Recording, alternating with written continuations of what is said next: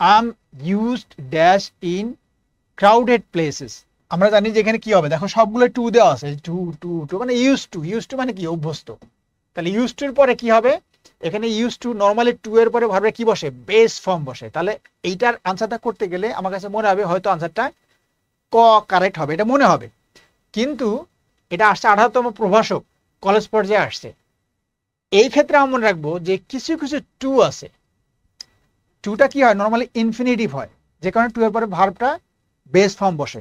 কিন্তু কিছু টু আছে এটা ইনফিনিটিভ না, এটা প্রিপোজিশন হিসেবে টুটা বসে। আমার ক্লাসে আমি যেটা করি, এই টুগুলোকে আমি বলি ব্যতিক্রম টু। ব্যতিক্রম টু মুখস্থ করবা, দেখবা যে প্রায় পরীক্ষা একটা কমন থাকবে যে কয়েকটা ব্যতিক্রম টু কি হবে, যে এই টু এর পরে ভার্ব বসলে ভার্বের সাথে আইএনজি যুক্ত করতে হবে। সেটা কি আছে, যে অ্যাকাস্টম টু, তাই না? তারপরে অ্যাডিক্টেড টু, তারপরে এরকম আছে কনফেস টু, কনফেস টু, এগুলো আছে। হ্যাঁ, ডেডিকেটেড টু, তারপরে একটা আছে যে এটা দেখো যে বি ইউজ টু, এইটা খেয়াল করতে হবে, খুব ইম্পর্টেন্ট জিনিস। বি ইউজ টু, আর একটা হচ্ছে গেট ইউজ টু। দেখো নর্মালি যে ইউজ টু থাকে, নর্মালি ইউজ টু কিন্তু হতে পারে, কিন্তু এর সাথে কি আছে, বি মানে am is are was were, এর সাথে কি আছে, গেট, গেট ইউজ টু।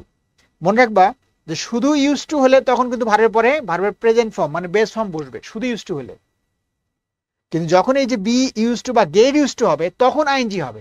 এই জন্য খেয়াল করবা, আমি যদি বলি যে I use to play cricket, I use to play cricket, আমি বলি নাই এম ইজ আর ওয়াজ আর কিছু বলি নাই, তখন হবে প্লে ক্রিকেট।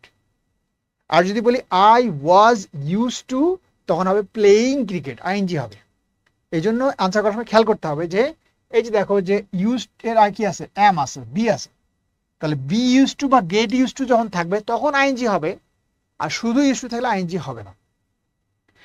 এইভাবে আর কি লুক ফরওয়ার্ড টু আছে, লুক ফরওয়ার্ড টু, তারপরে with a view to, look forward to, তোমরা এটা জানো সবাই, বইয়ের মধ্যে সবাই দিয়ে আছে, আমি সব লিখলাম না।